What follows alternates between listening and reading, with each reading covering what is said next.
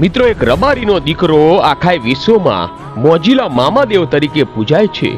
તો કોણ છે આ મામાદેવ અને કેવી રીતે આ મોજીલા મામાદેવ તરીકે પૂજાય છે અને આ મામાદેવની સાથે મચ્છુમાને કેમ જોડવામાં આવે છે અને મચ્છુ નામ કેવી રીતે પડ્યું, તો આવો જાણીએ આ મામાદેવના સંપૂર્ણ ઇતિહાસ વિશે.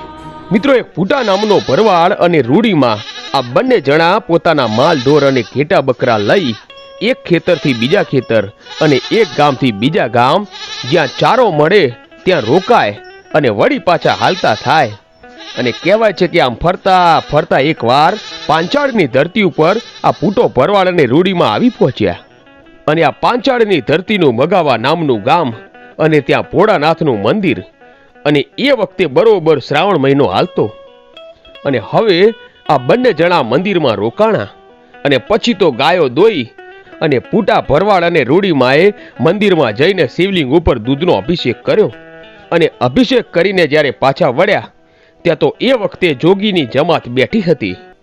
અને એ જમાતમાંથી એક સાધુ બોલ્યા કે ભાઈ, બંને જણા એકલા કેમ છો? તમારે કોઈ સંતાન નથી? ત્યારે પૂટા નામનો ભરવાડ બોલે છે કે બાપુ, અમારે શેર માટીની ખોટ છે, અમારે દીકરો કે દીકરી નથી. અને એ વખતે મચ્છંદર નામનો જોગી એમ કહે છે કે લે આ પપૂત, અને 9 મહિને ને 13 દિવસે તારા ઘેર દીકરો તો નહીં પણ જોગમાયા જેવી દીકરી તારા ઘેર અવતાર લેશે. અને કહેવાય છે કે પૂટો ભરવાડ અને રૂડીમાં ત્યાંથી ભભૂતિ લઈને નીકળી ગયા અને ફરતા ફરતા મોરબીમાં આવે છે. અને મોરબીની અંદર 9 મહિને ને 13 દિવસે એ પૂટાના ઘરે એક દીકરીનો અવતાર થાય છે. અને કહેવાય છે કે મચ્છંદર નામના જોગી આ દીકરી આપી હોવાથી એનું નામ મચ્છુ રાખવામાં આવ્યું. અને આ દીકરી સાક્ષાત જોગમાયા હતા. હવે એ વખતે એક રબારીનો દીકરો પુનિયો એમનું નામ અને આલ એમની અટક. અને એ વખતે આ રબારીના દીકરા પુનિયાને ખબર પડી કે મચ્છુમાં છે એ સાક્ષાત જગદંબા છે, એટલે વારે વારે અમને પગે લાગે અને માં કહીને બોલાવે. અને પછી એક દિવસ મચ્છુમાં વિચારે છે કે મારે આ પુનિયાની પરીક્ષા લેવી પડશે. અને આમ કહી અને પુનિયાની પરીક્ષા લે છે. અને કહેવાય છે કે પુનિયો પરીક્ષામાં પાસ થાય છે. અને પછી મચ્છુમાં પ્રગટ થઈને કહે છે કે હે પુનિયા, હું જ તારી પરીક્ષા કરતી હતી અને તું પરીક્ષામાં પાસ થયો છે. અને ત્યારે પુનિયો બોલ્યો કે હે મચ્છુમાં, હું તો પામર માણસ છું અને તું તો જગદંબા છો. હવે આવી પરીક્ષા કરતી નહીં માં, નહીતર હું હારી જઈશ. અને પછી મચ્છુમાં અદૃશ્ય થઈ જાય છે. પછી તો કહેવાય છે કે સમય જાય છે અને પુનિયાને મચ્છુમાની ભક્તિનો રંગ લાગ્યો અને આખો દિવસ મચ્છુમાની ભક્તિ કરે છે.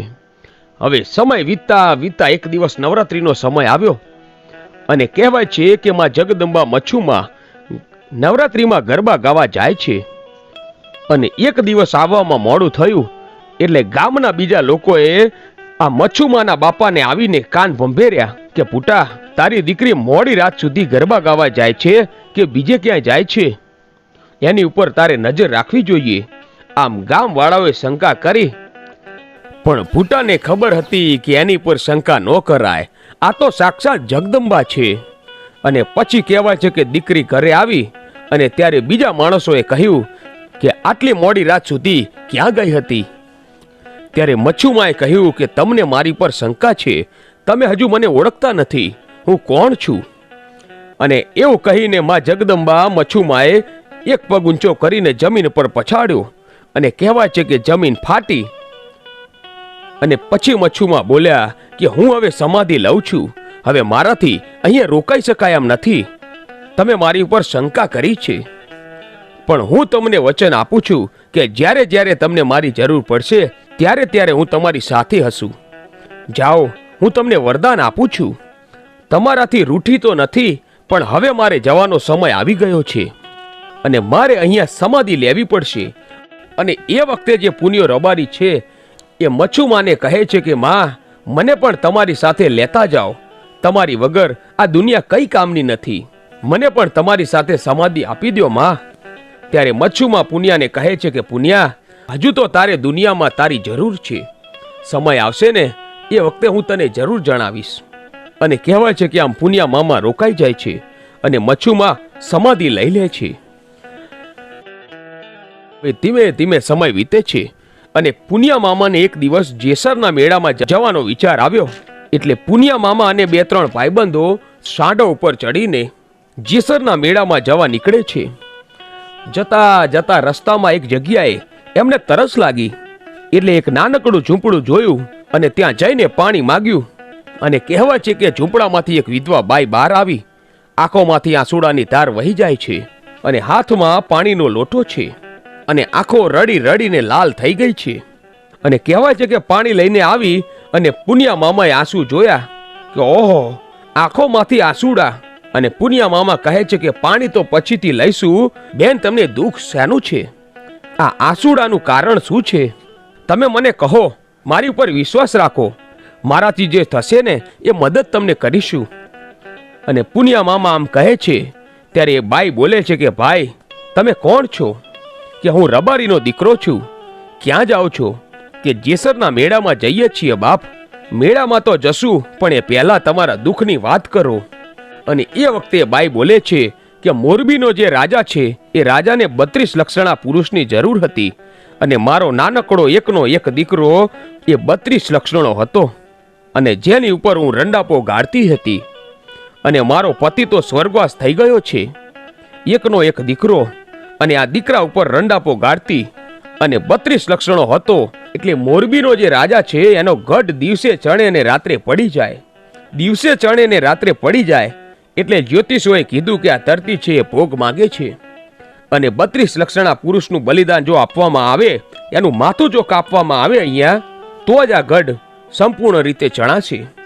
અને એટલા માટે લોકોએ શોધતા શોધતા અહીંયા આવ્યા અને અમને ખબર પડી કે મારો દીકરો 32 લક્ષણો છે એટલે પરાણે ઢસેડીને અહીંથી લઈ ગયા છે. અને દીકરા વગરની થઈ ગઈ છું બાપ, એટલા માટે મારી આંખોમાંથી આંસુડાની ધારો થાય છે. અને એ વખતે પુનિયા મામાએ કહ્યું કે બેન, ક્યારે લઈ ગયા છે?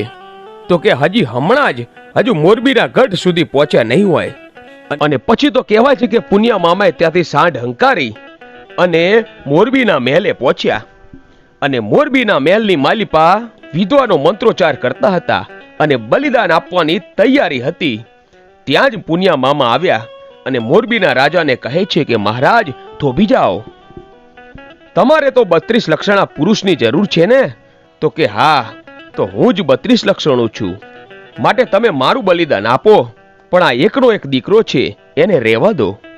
ત્યારે મહારાજ બોલ્યા કે આ દીકરો તારે શું થાય છે? મારે કઈ થતું નથી, પણ એ બાઈ છે એ ભરવાડની દીકરી છે અને મારી બેન થઈ અને એ બેનનો દીકરો એટલે મારો ભાણેજ થયો અને તમે એને કાપી નાખો એ કેમ હાલે? એ ભરવાડની દીકરીને મેં બેન બનાવી છે અને હું વચન દઈને આવ્યો છું કે હું તારો દીકરો હું પાછો લાવી દઈશ. તો મહારાજ, મને કાપી નાખો, મારું બલિદાન આપી દો, પણ આ દીકરાને પાછો આપો. અને હું તમને વચન આપું છું અને મારા ઠાકરના સામ ખાઈને કહું છું કે હું આ દીકરાને મૂકી અને જેસરના મેળામાં જઈને જરૂર પાછો આવીશ. અને પાછો આવીશ ને ત્યારે હું ઘરે નહીં જાઉં, પણ તમારી પાસે મારા માથાનું બલિદાન દેવા માટે જરૂર આવીશ. અને રબારીઓ ઉપર એ વખતે લોકોનો ભરોસો એટલો. અને ઠાકરના સામ ખાઈ લીધા એટલે મોરબીના મહારાજને લાગ્યું કે આ માણસ જરૂર પાછો આવશે. અને પછી તો કહેવાય છે કે પુનિયા મામા દીકરાને લઈને એ એમની ધર્મની માનેલી બેનને પાછો આપે અને જેસરના મેળામાં ગયા. અને જેસરનો મેળો ફરી અને પાછા આવીને મોરબીના મહારાજને કહ્યું કે લો, હવે ઉતારી લો મારું માથું. અને પછી બ્રાહ્મણોને બોલાવ્યા, વિધિ થઈ અને માથું કપાણું અને જમીનને બલિદાન અપાણું. અને એ પુનિયા મામાએ પોતાના લીલા માથાનું બલિદાન કરી દીધું. અને એ વખતે કહેવાય છે કે ત્યાં મચ્છુમાં પ્રગટ થયા અને મચ્છુમાં કહે છે કે હે મોરબીના રાજા, હું મચ્છુ દેવ બોલું છું અને તમે મારા ભક્તનું બલિદાન માંગ્યું છે. આજે મારા ભક્તને તે કાપ્યો છે. અને એ વખતે મોરબીનો મહારાજ 2 હાથ જોડીને કહે છે કે હે માં, આ ધરતી ભોગ માંગતી હતી, એટલા માટે મેં 32 લક્ષણા પુરુષનું બલિદાન આપ્યું છે. ત્યારે મચ્છુમાં બોલે છે કે તારી જે જગ્યાએ દિવાલ પડી જાય છે ને ત્યાં એક કોઠી બનાવ અને એ કોઠીમાં મારું મંદિર બનાવજે. અને તારો ગઢનો એક કાંગરો પણ પડવા દઉં ને તો મારું નામ મચ્છુ નહીં. અને પછી કહેવાય છે કે મચ્છુમાએ પુનિયા મામાને કહ્યું તે ભરવાડની દીકરીનો દીકરો બચાવ્યો છે અને એના માટે તે તારા માથાનું બલિદાન આપ્યું. એટલે હવે ભરવાડને અને રબારીને મામા ભાણેજનો સંબંધ થઈ ગયો છે. અને એટલું જ નહીં, આખી દુનિયા તને મામા દેવ તરીકે પૂજશે. જા, હું તને આશીર્વાદ આપું છું. અને આઈ મચ્છુમાએ આશીર્વાદ આપી દીધા. અને હવે મારે વાત કરવી છે કે પૂન મામા દેવ હતા એ કોણ અને એમનો પૂર્વજન્મ કયો હતો.